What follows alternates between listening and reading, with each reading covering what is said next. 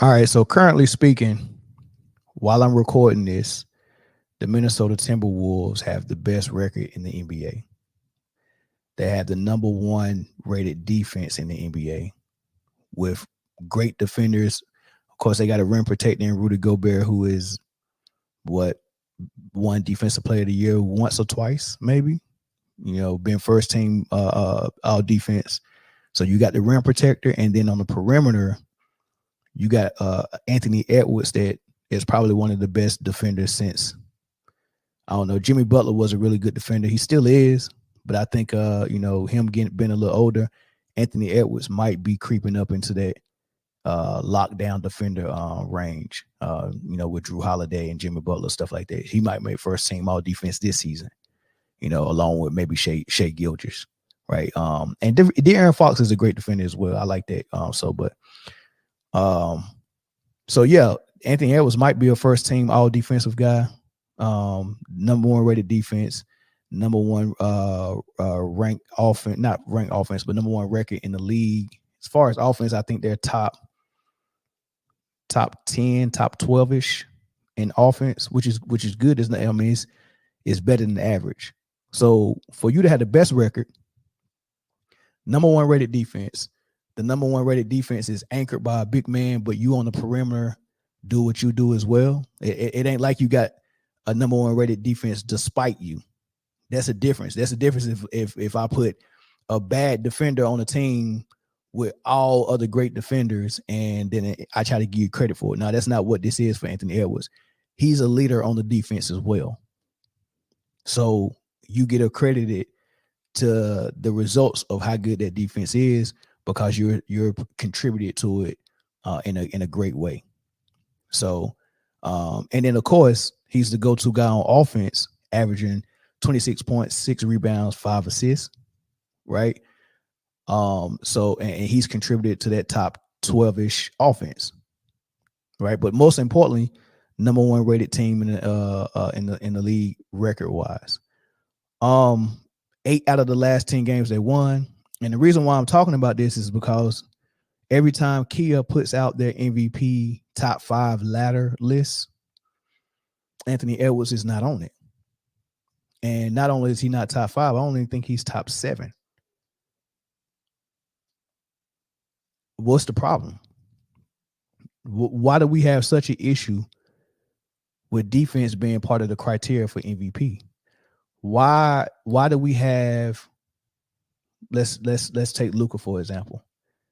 This team is right now in 7th in the West, maybe 8. They had a big win last night, but they're 25th in defensive rating.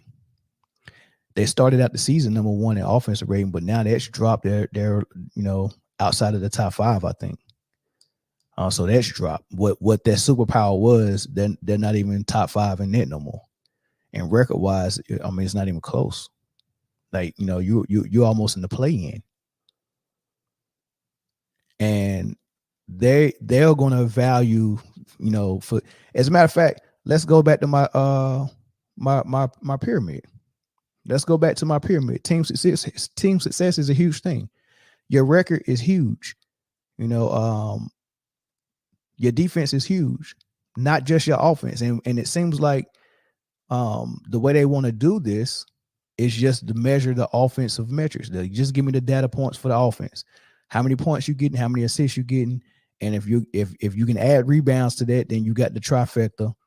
And that's all they care about. But the trifecta for me is offense as a whole. We're not gonna separate it and say, because if I'm a guy that plays off the ball like Ant Edwards does, or like Michael Jordan did, or like Kobe did, or like Jason Tatum does right now, or who else plays off the ball?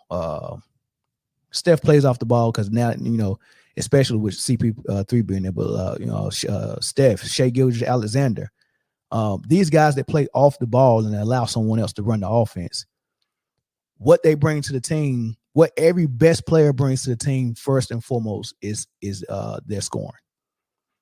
If you're my best player and you're my primary scorer, my go-to guy, the first thing that I need from you is for you to score and be able to score at will, to where they got to put their best defender on you and pay attention to you. and bring help defense, which could cause a lot of confusion depending on if you're running around screens or at least double teams when you get the ball in the post or get the ball in ISO situations, right? I want the defense to pay attention to you so that way when you get the ball or you're trying to get the ball, they're concentrating on you. That's what I want for my best player and my primary scorer.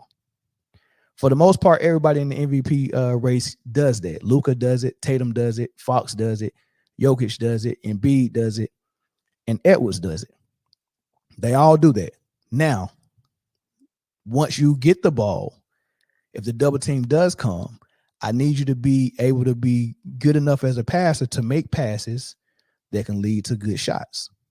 And for the most part, they all do that as well because they're all averaging at least 4 to 5 assists, right? Which is what Michael Jordan and Kobe averaged, 5, 6 assists, right? That all came from giving the ball up on double teams or running a fast break and, making an extra pass or whatever the case may be, right? It's not hard to get 5 or 6 assists when you're the best scorer because you're going to be getting double teamed, right? So 5 or 6 assists is good. Now, the guys that are getting more than 5 or 6 assists are playing point guard to some degree because that's the job of the point guard. It's their job to set people up and make passes, and you're going to make most of the passes that lead to points or at least good shots throughout the game. So the difference between a player off the ball getting 5 or 6 assists and a player getting 8 to 9 assists is if they playing point guard or playing off ball.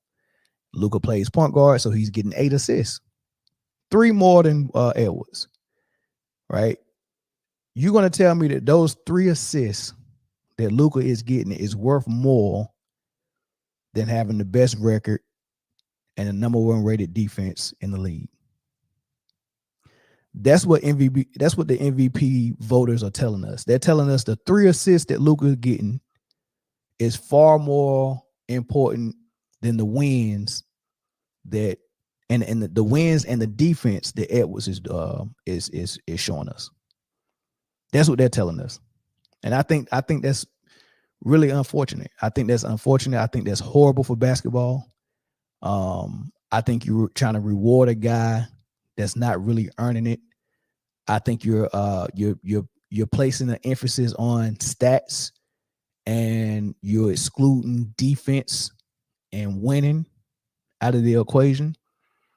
And I think that's real sad for an MVP race, especially for a trophy that you named after Michael Jordan, who is famous for playing both sides of the ball at a top level, a high degree. Defensive Player of the Year, steals champion, number 1 blocks for a guard, number 2 now. Wade got the record now. But you can't exclude defense out of the equation, and you definitely can't exclude winning out of the equation. I just don't understand that. So yeah, I'm starting the campaign for Anthony Edwards in the MVP race, and I had him in my top 5. I had Tatum number 1, who at the time had the number 1 record in the league, but they lost, I want to say, to Philly. Now they're in the second best record. But I still got Tatum 1. I got Shai Gilgeous 2. I got Edwards 3 now. I got no, I'm lying. I have Tatum 1.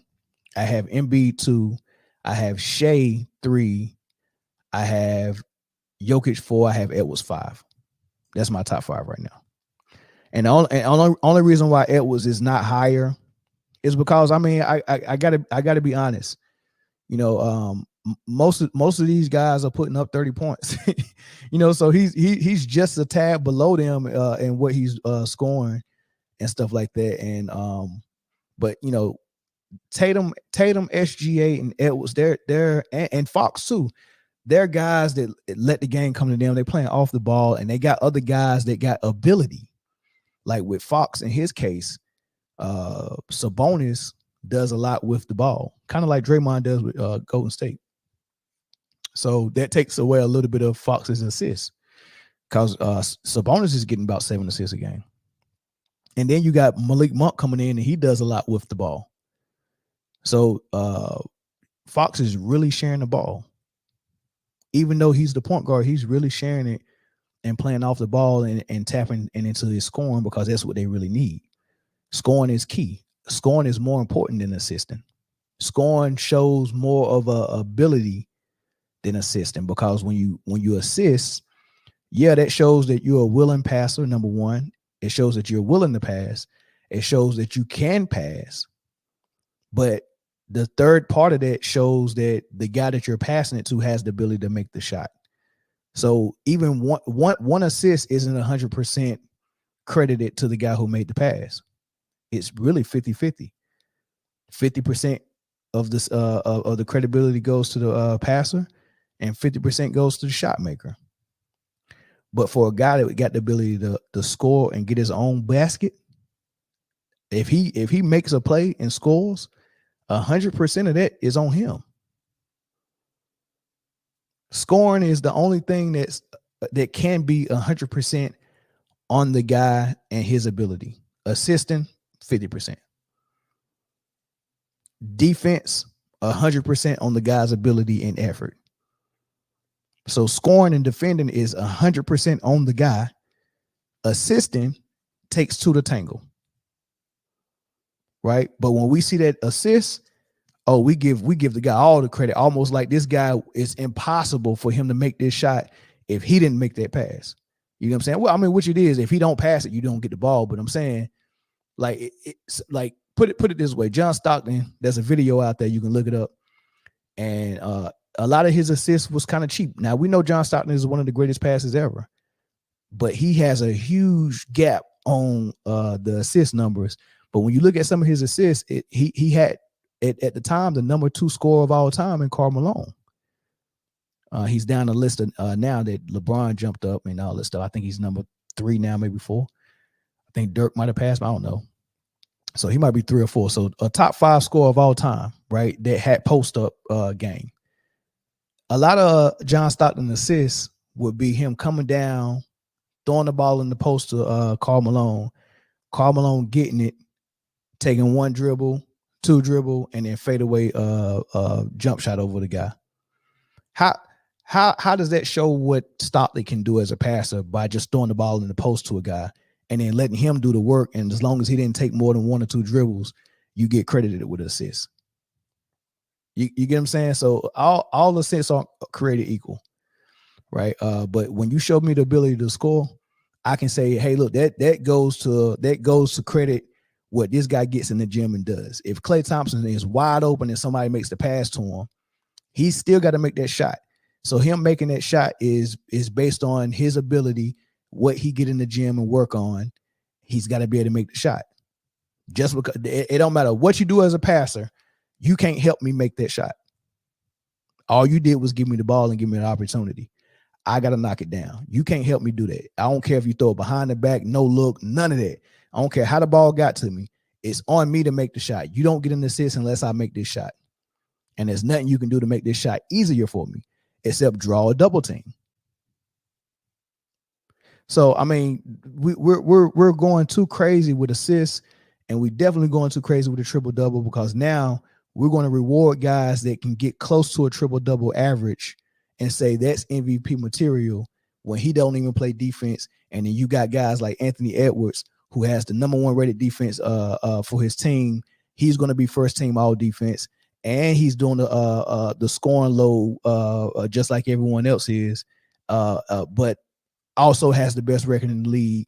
So it's working, and you're going to reward a guy who don't play defense with a trash record just because he can get close to a triple-double. I think